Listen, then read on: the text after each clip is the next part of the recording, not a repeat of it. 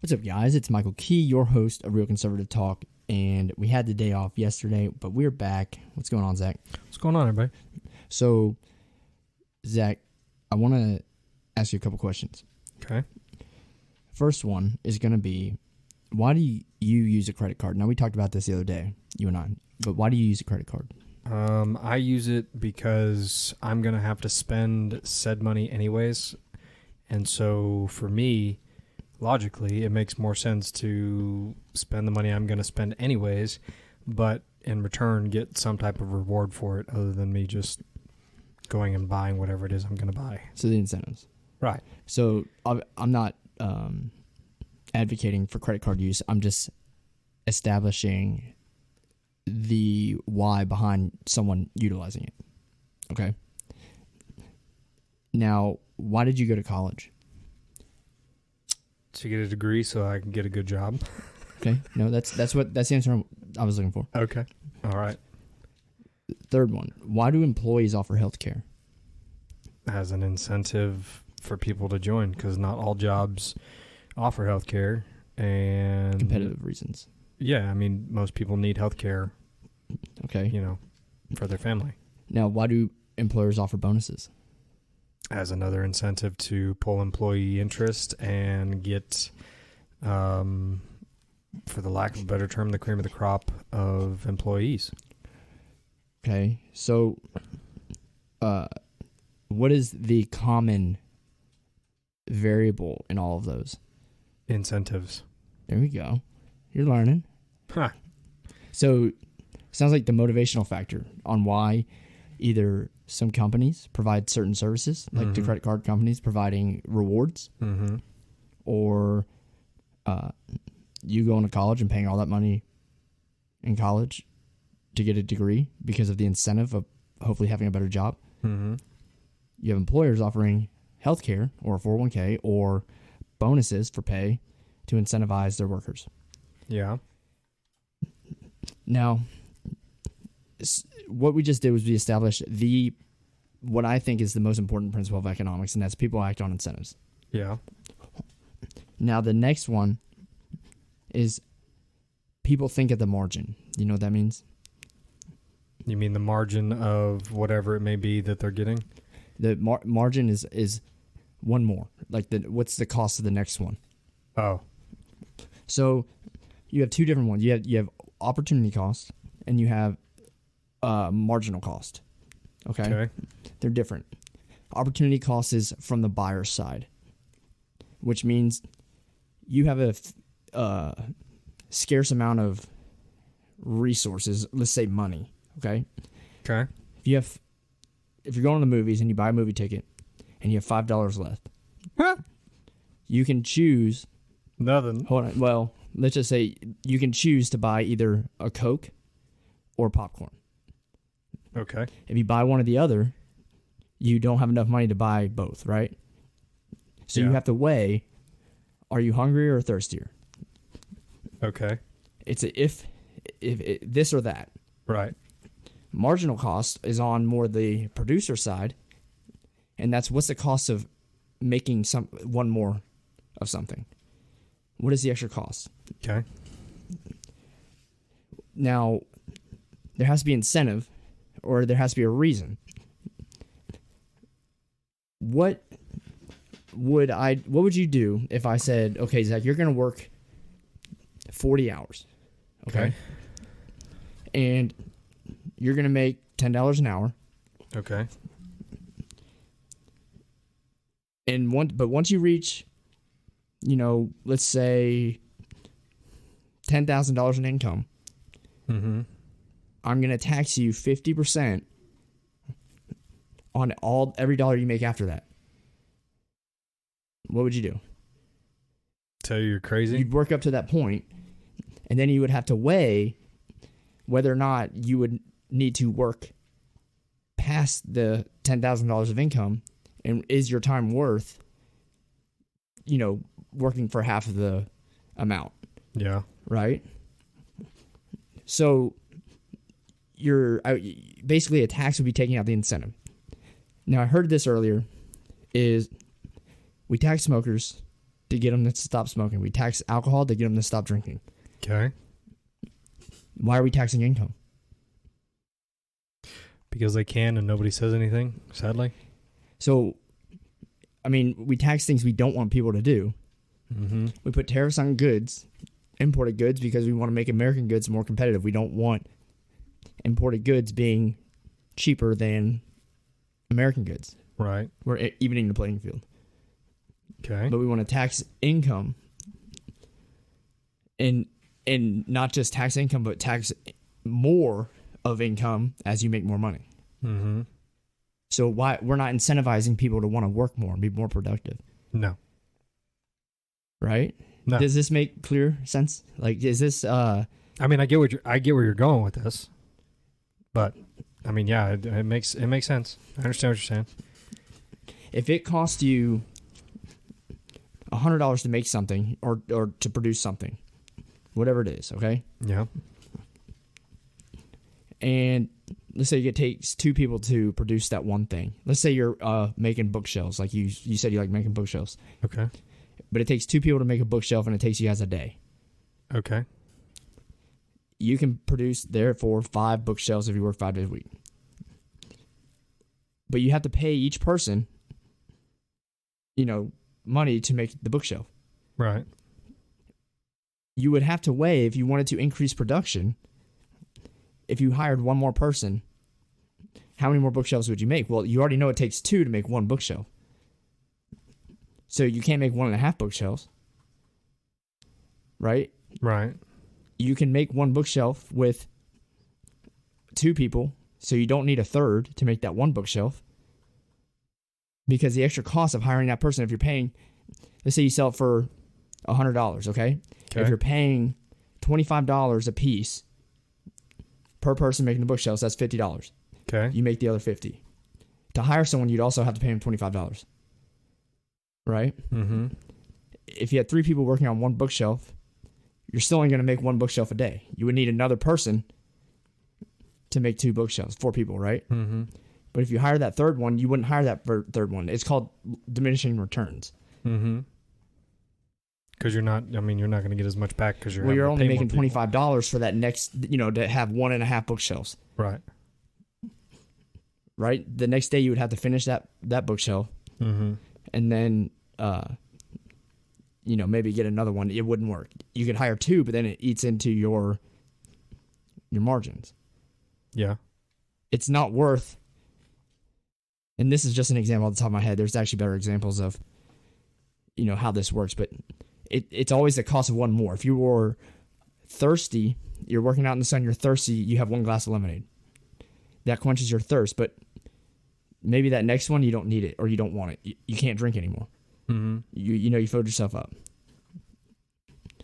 Where I'm going with this is, if we add tax onto that and we increase your cost of production for those bookshelves, well, now you're not going to want to produce anymore because it costs you too much, or you're going to have to raise your prices to justify having the same labor.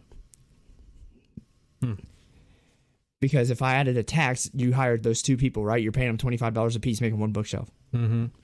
I didn't have a tax in that equation. Right? Right. You're making your $50. There's 2 people who are working for you. You pay them half of that. You're selling the bookshelves for $100, let's say. Now, let's say the government says, okay, we're gonna tax you 25% of that $100 profit, or the $50 profit. So that'd be, or we'll say 20% for math purposes. So that'd be $10. Okay. Okay. So that your cost is $60 now. Yeah. You make $40, but you need yourself $50 to live. Mm-hmm. So what do you have to do?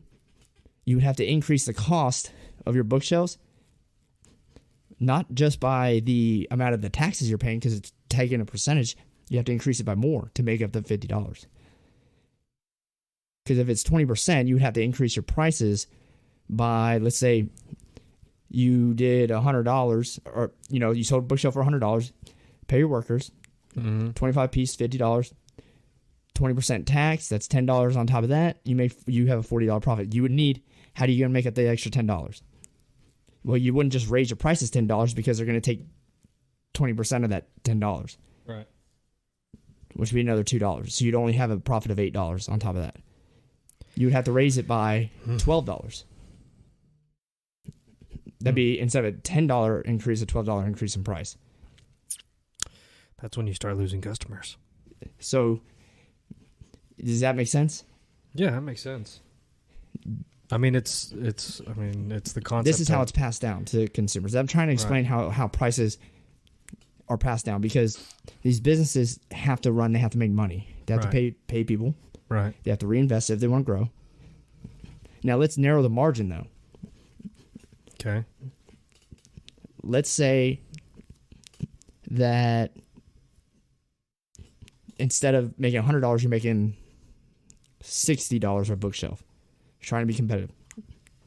It's costing you $50 to pay your guys, materials and everything. Okay. You're only profiting $10. Okay? Okay. Government's still taxing your business. 20% of that $10, that's $2. That means your profit's $8. I'm following you. Right? So, if they say, well, now we're going to come and we're going to tax you, let's say 50%. Mm-hmm. Now you're only going to make $5. Yeah. But you need at least $8 to live on.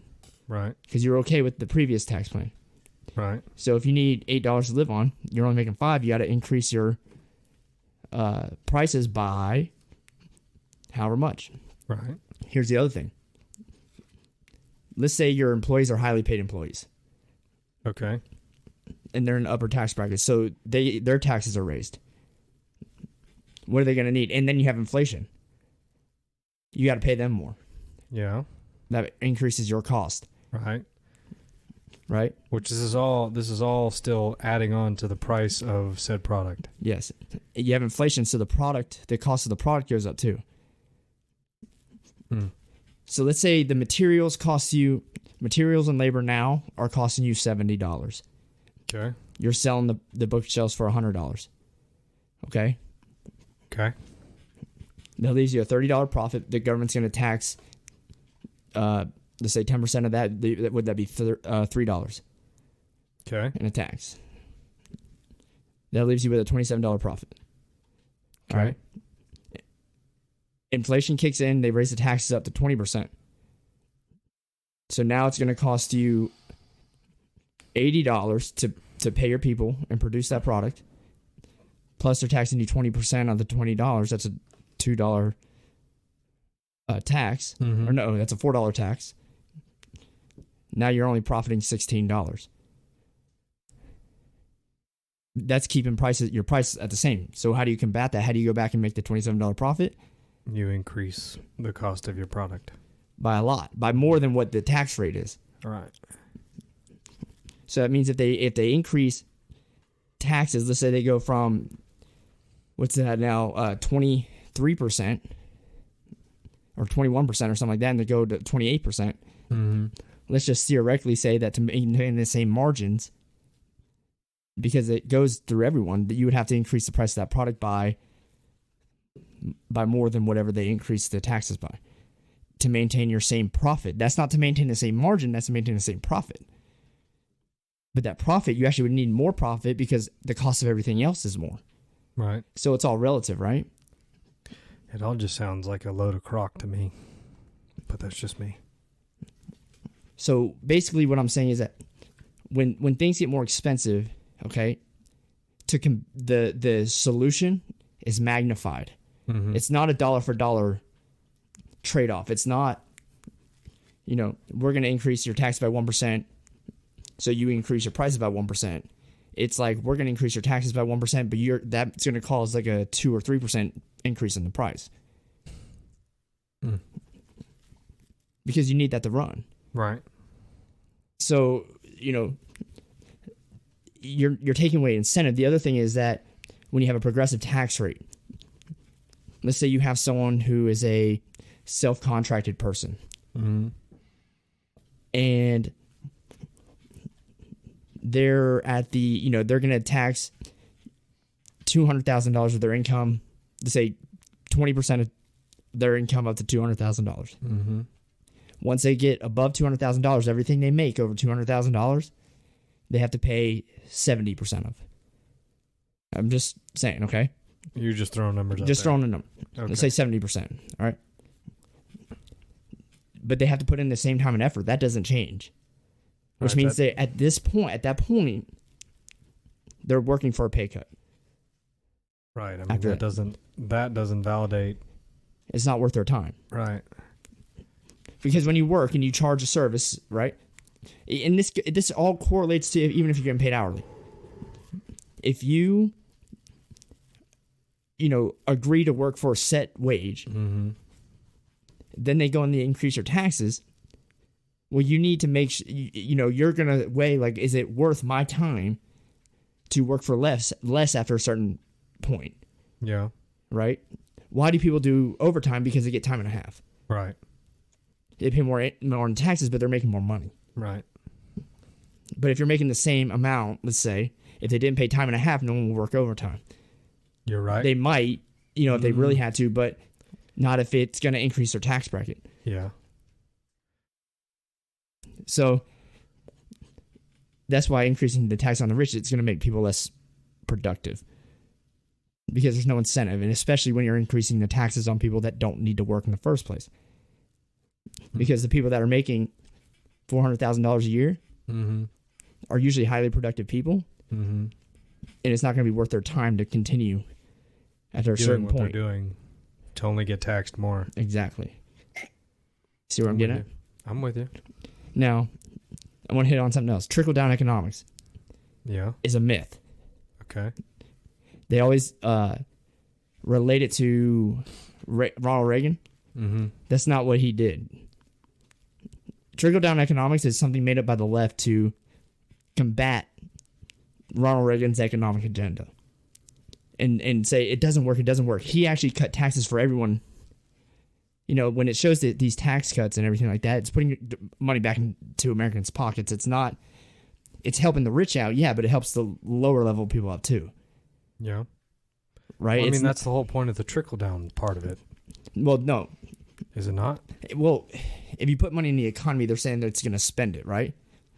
But the people that come up with the theory trickle-down economics is people saying that it's only reducing the taxes for the rich, and the rich are going to spend that money in the economy, and the lower people are going to benefit because there's more money being spent in the economy.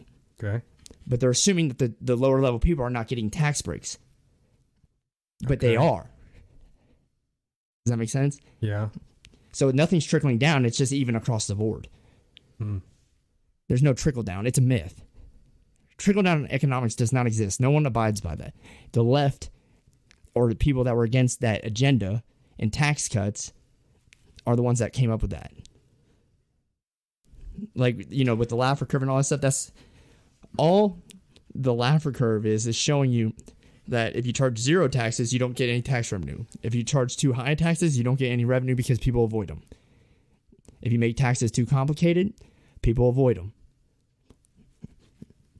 Right? So Ronald Reagan even said, because tax rates used to be like crazy high after a certain income level in the United States, back in the 60s and stuff, he would work for half the year and never make another movie. Because everything he did after so much income, he had to give almost all of it up. And it wasn't worth his time. They don't take that into consideration. And what happens if a business says, well, once we start making so much money, or we need to produce more, but it costs them too much because they have to pay a higher wage. They have to pay a higher corporate tax. Yeah. And the government's taking more from them. They're not going to hire people. They're not going to produce that one more. It's going to lower supply. Or it's going to disincentivize production after a certain point. What it's going to do is it's going to tighten down that marginal cost. It's going to, if this makes sense, it's going to disincentivize businesses to go out and create jobs. Yeah. Because it costs them too much. Exactly. It's all magnified. Even though it seems like a little bit, it's only 1%, that 1% turns into a lot. So The other thing, tax-wise, I want to talk about is today Joe Biden was talking about his tax agenda, and he talked about the child tax credits. Now, in Donald Trump's tax plan, he actually, bless you, implemented like $2,000 tax credit for children. You know, and then at different ages. The difference between the Biden one and the Trump one is Biden's is a little bit more. Mm-hmm. Trump's wasn't fully refundable, which means you had to be paying taxes to take advantage of the tax credit. So if you had a $0 tax bill, you couldn't, and you had a kid, you wouldn't get a tax credit. Well, what does that do? Well, it incentivizes people who are working and paying taxes. Okay, but Biden wants to, you know, do it for people who aren't working or not earning as much income. Now, at first, I was like, well, that's not bad, right? I thought that at first. But then, think about this, Zach. Do you know what you need as a parent to submit to get that tax credit? What? You just need an ITIN, which is just an tax identification number. You can be an illegal immigrant and have that. An ITIN does not give you the right to work in the United States. You also need your kid's social security number. I read an article before we started talking saying that in Georgia, and I don't even remember what year this was, there was 90,000, I think it was last year, 90,000 kids had illegal parents, but they had social security numbers, just in Georgia. I could believe that too. So if you have a TIN number, or an ITIN number, whatever it was, yeah, and you're an illegal, but you have a kid that was born here, now you can get a $2,000 tax credit even though you can't work. So you're just getting a free $2,000. Well, it'd actually be $3,000. So $3,600, I think it is per kid a year. So what I think it is, a lot of it is some of it's going to help maybe lower income people. Uh-huh. But some of it's also all these people we're taking in. Yeah. And benefiting them. And this is just, you know, I'm going to read more about this and piece it together. This is kind of where I'm going down, what I think they're trying to do. You know, they want to do it for people that have no income that aren't filing tax returns. But if you have 5 kids and you're not working and you have no income, either you're disabled and you're on Social Security, which would be understandable. But if you're not on disability, why aren't you working? Because they don't want to. Don't whisper. That's a pet peeve. That sounds because so they don't want to. That sounded so Joe Biden-ish. Yeah, I hear you. Because they don't want to. They don't want to work. Why work if you could stay at home and get paid? So in California, they're doing a pilot program. Can't remember how many people. I think it was 1,000 people. Sounds about right. They were doing universal basic income. It's like $1,000 a month. Jesus Christ. No job or nothing. They don't have to do anything. They're just trying it out. You know what you're doing? You're incentivizing people not to work. Right. You want to create jobs. We have all these people hiring right now, supposedly. But he doesn't want to create jobs. That's the point. It's super simple to see that he does not want to create jobs. A lot of this stuff sounds good, but when you read into it, you start thinking like, okay, if someone has 4 kids and they have 0 income and they're not receiving disability, then why aren't they working? Because they don't want to. Because they have to stay home and watch the kid? Yeah. Right? Then why'd you have 4 kids? Because each one of those kids is a nice little paycheck. So, you know, these are things that kind of maybe borderline controversial, but I'm going to do more research on this and see where this goes. But I think that's kind of where the road they're going down. Yeah, I could see that. Now, you know, I try to keep that as basic as possible on the tax stuff. I want to talk about Alec Baldwin now, or Alec Baldwin, Zach. Of course you do. I knew you were going to go down that road. So, Alec Hickok, we'll call him. Jesus. I started blasting. That's freaking mean, dude. You're something else. I didn't think about it. It's a Colt 45 pistol. And he's practicing shooting it. A real gun. Yeah. We talked about this the other day. First of all, you never, ever, ever point a real gun at someone. Nope. But it was a single action pistol. That model of Colt. Which means he had to actually cock the hammer back before firing it. Okay, fair enough. So this idiot, with the idea of practicing with a real gun, had to cock that hammer back and load that gun. Then had to intentionally pull that trigger for it to go off. I mean, you're right. It's the dumbness, the stupidity, the arrogance. No, it's not stupidity or arrogance or dumbness. It's not any of that. It's called gun safety. Well, that's stupidity. And he has none. No, it's not stupidity. It went through 3 people, Zach. Oh, I didn't know it went through 3 people. Yeah, like you have the armor no matter what. Okay, Yeah. We're gonna get into that in a second. But you have the armor who handles the guns. The assistant director is the one who handed the gun to Alec Baldwin, not the armorer. So you had 3 layers because the armorer should always know. The AD handed that gun to Alec Baldwin. Now I read today or late last night that the AD saw at least 3 rounds in the gun, but didn't think anything of it. Well, because I'm assuming they should all be blanks. Well, you know what assuming means? You're dead. That's fair. When it comes to guns. Assuming doesn't make an ass out of you and me. When it comes to guns, it kills people. You're right. I'm not going to hide this here. Obviously, someone's dead. Yep. Because someone assumed. Yep. Somebody is dead. You are very So, right. you see 3 rounds. Now, the other thing, I looked at a picture of that gun. Uh-huh. It's not one of those revolvers where you can see, you have the cylinder, and you can see the rounds from the outside, like if you're looking on the back of the gun. Right, it's probably closed off. It's closed off. So he had to open up the cylinder to check. That means he actually checked to make sure that gun wasn't loaded. Saw the rounds in there, said, "Oh, it's cold," and then handed it to Alec Baldwin. And then Alec Baldwin proceeded to cock the gun, because he was practicing drawing the gun, had to cock it and then pull the trigger to kill someone. So I don't know how you don't put everyone in jail.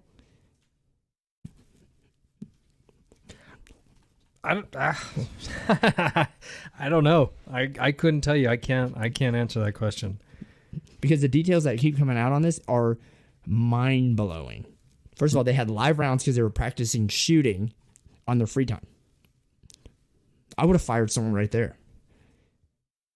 Yeah. Here's the other thing. They hired Wait, they had live rounds because I'm assuming they were in a studio. Huh? Were they not in a studio? No, you haven't seen the picture? They were in New Mexico out in the desert. Oh. And it was like this little church they had made up there. They had like 500 rounds. Mm-hmm. A lot of them were blanks. Some of them they're believed to be dummy rounds, and a lot of them they believed to be live rounds that they collected. The lady was shot with a live round. Mm-hmm. There's no denying that. Wait, so they confirmed that it was an actual bullet hole? Well, okay, so I read one person describe the wound. Uh-huh. Right? Her getting shot in the chest, and said, "There's no way that was not done by a bullet." You understand? This projectile not just went through her, but it entered into someone else's shoulder, and they pulled the projectile out of that person's shoulder to go take it to evidence. Because 2 people got shot. I didn't know there was a second person. Yeah, the director himself got shot. Ooh. Yeah. That's... So, and a 45 is a big round. Oh, yeah. That's a kill you round. Oh, yeah. That's a stopping power. Yep. And a 45 long, too. That's a I mean business round right there. And so the sheriff said that the projectile they pulled out of the director's shoulder was made out of lead. Immediately, anyone that knows firearms, yep, that's a bullet. 100% it's a bullet. 100%. So what's going to happen to him? Well, it's under investigation. The director that got shot, you're saying? Or Alec Baldwin? Alec Baldwin. Well, probably nothing. You know why? Because he's an actor? No, because they need his money to tax in Biden's new tax bill. Oh, my God. Because he makes over $400,000. Yeah, he makes a lot more than $400,000. But then again, they may throw his ass in jail to take it and redistribute it in these tax credits. Yeah, a little trickle down. Yeah, but I was thinking the other day, I was like, that he'll probably get off because they actually need him to pay income taxes to fund Biden's tax bill. Oh, my Jesus. Something else is what you are. Let this be a lesson for real. Because as we're going through now, this armor they hired, Zach, I don't think where is he from? It's not a he, it's a she. She's 24 years old. I don't think she had any experience. You know why You know why a lot of this problem is? Here's the other reason why I think, okay, joking aside, I think Alex Baldwin probably will go to jail because he has 2 layers of fault here. He has the one that he actually shot the person, right? And you can make the case that he was very negligent. The other thing is he's the executive producer. Is he really? Yes, or one of them that was on set. That's comical. Which means he had say on who was hired and fired for the film. They hired this woman and avoided like the normal people they'd normally use, like in the unions and stuff, to save money. Here's the other thing. That's something. This is the second incident. They had another discharge before this that people walked off the set and started protesting about the gun safety. Really? Oh, wow. Then I saw this guy that was arguing, the gun had gone off before, so it wasn't a reliable gun. No, idiot. The gun does not fire on its own. No gun does. None of them. That's why guns don't go to trial. Right. Well, they kind of do. In an evidence bag. Yeah. I'm just saying. They kind of do. If guns killed people, we'd be putting guns in jail. Guns killed people. I probably wouldn't have one. But if I did have one, it would be very highly disciplined. Well, theoretically, a bullet kills people. Yeah, that's fair. Not the gun. That's fair. A bullet can go off without a gun. That it can in the right environment, it could. That's actually a very valid point. So, but a gun can't kill anyone without a bullet. Nope. Mind blowing. Yeah. The logic hour. Oh man, easy. You're gonna cause some headaches. I just, because I thought about the revolver the other day, but I didn't think anything of it. But when I started, I heard someone say, "Yeah, you have to cock the hammer back," and I'm like, "Oh, duh." Yeah. You're practicing with a gun, and you cocked the gun back and pointed it at someone and shot. Yeah. That's pretty stupid. Why wouldn't you turn sideways away from people and practice it? Well, even that, I mean... And I was telling Britt yesterday, I was kidding around. And I was like, knowing Hollywood, if they were actually filming, they probably would have left the scene in there. Because it was more realistic. Oh my God. You really just said that. I mean, let's be honest.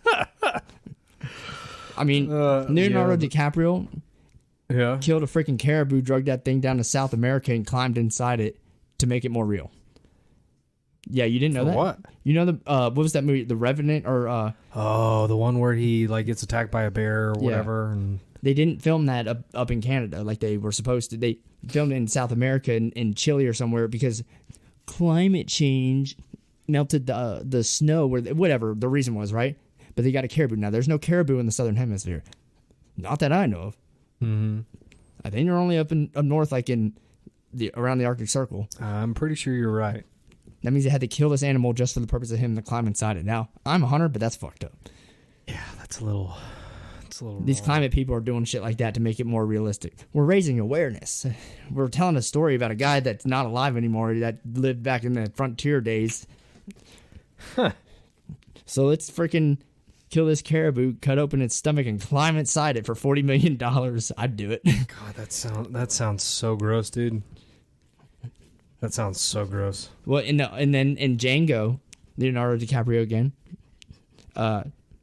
I was reading, he cut his hand. There's a scene where they're at his house. Mm-hmm. He cuts his hand real bad and he's bleeding. I remember glass. that scene. And that was real. He actually did that.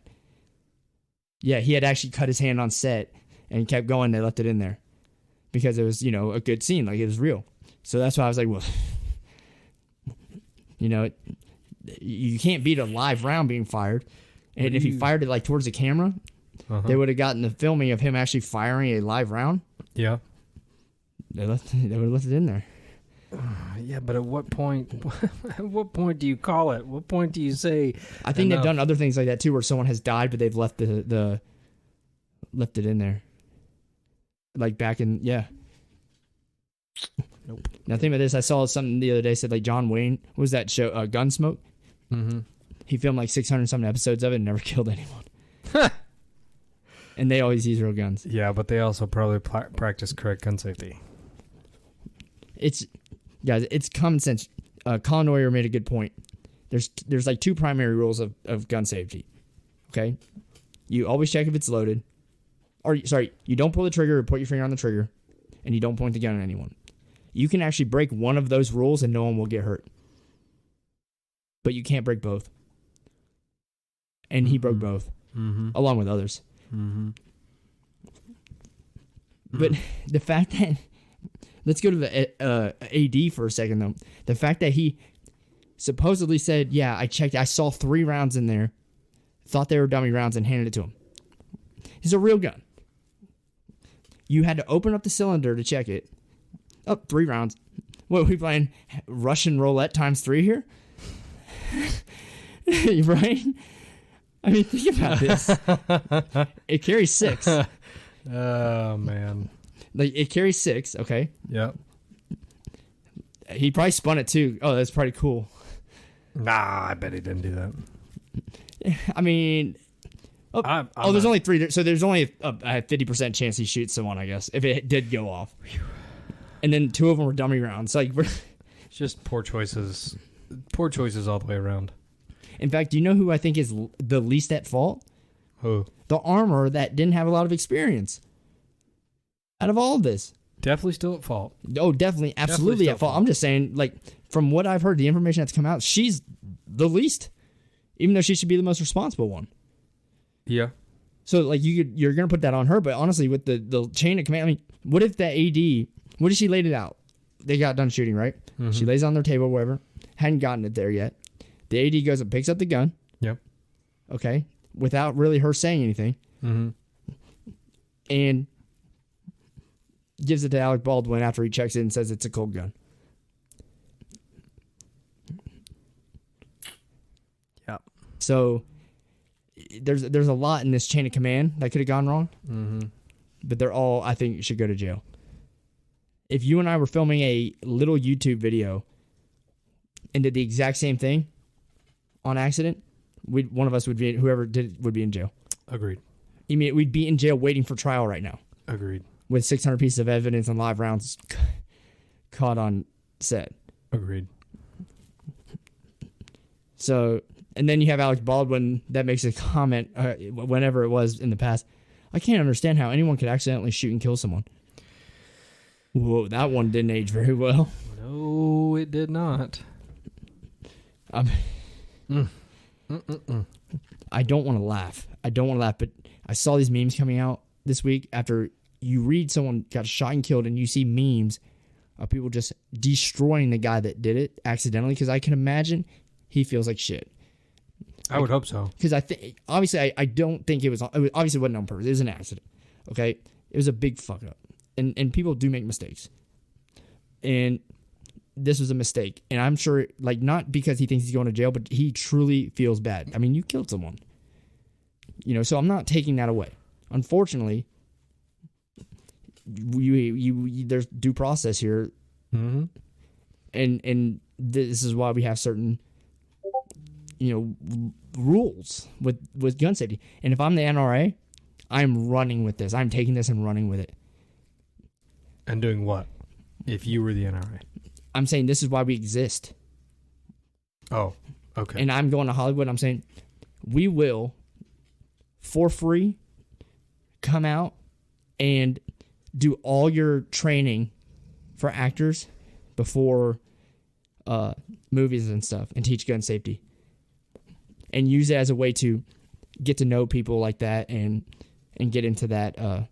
Yeah, but even if they did do that, which would be great, I still think you would have the crowd of anti-gun people who you would never. But they have to use the guns in the movies, right? Right. They're not going to talk to you normally outside of that. Now you have an in. Now you have a way to take them and have conversations with these people. If you went to the NRA and asked them, hey, I guarantee you, with all the things that happen now, the NRA would do that. They would do it for free. They would train it for free because they're advocating for gun use, right? Gun safety and all that, right? If I'm the NRA, I'm using this to my advantage. Well, and they can use it. They can use it as saying, "Hey, look what happens when you practice good gun safety. No accidents." People don't die just magically because guns have bad personalities. I'm with you. I smell what you're stepping in. I'm using this to my advantage if I'm the NRA. Yep, I could agree. That'd be a very smart move on their point. Because what better way to stick it to the people that don't like you than to have them demand a service from you so they can go on with their lives and make their money. And it's not, and you're not charging them. You're there proving your point because you want to prove your point because your point is so valid. And here's the thing, money trumps everything. They're not going to get rid of real guns on movie sets. They may regulate certain things, but they already had these rules in place. Don't have live rounds on set, blah, blah, blah, right? So they're not going to get rid of the reality of the gun, though. They want that real look. They want the quality. Right. And they're not going to have no guns in movies anymore because no one's going to watch movies. Yeah. And it's not real, right? I mean, you have 400 million guns in the United States. If you're making movies about people here in the United States, it's going to have a gun in it more than likely, depending on the type of movie it is. Exactly. Wouldn't that be funny if I wonder what the percentage of movies are that have a real gun in them, just overall. Because there's a lot of movies that have guns, that have a real gun in them, and now you have to take a class, and now the NRA is providing that class to you. The people you're trying to get rid of, you now rely on. And they're not making you pay them a dime. It's just a big fuck you to them. That would be not only funny, but it would be extremely beneficial at the same time. Yeah, well, that's the Alec Baldwin thing. Kind of went over what I wanted to talk about with you, Zach. And we will maybe be back on tomorrow. I'm good. I believe so. And I apologize for not being back on yesterday. Got caught up busy, and he was taking a vacation day, guys. Don't let him lie to you. It's a stressful job. It's not. No, I have absolutely no comment to that one. It's not, guys. It's not stressful. It's a lot of reading, a lot of research, but that's it. But I enjoy it. So we'll be back on tomorrow. Also, don't forget, if you want to become a patron and support the podcast, you can do so. There's a link on our Facebook channel, Real Conservative Talk. And if you do donate $50 or more, we will actually advertise. If you have a business or a product that you want to sell, we will put the advertisement in front at the beginning of the episode for 1 month on every episode, which we're doing about 4 or 5 of those a week episodes. So it's a lot of advertisement, good opportunity. But, go check us out on YouTube, Facebook, and we will see you tomorrow.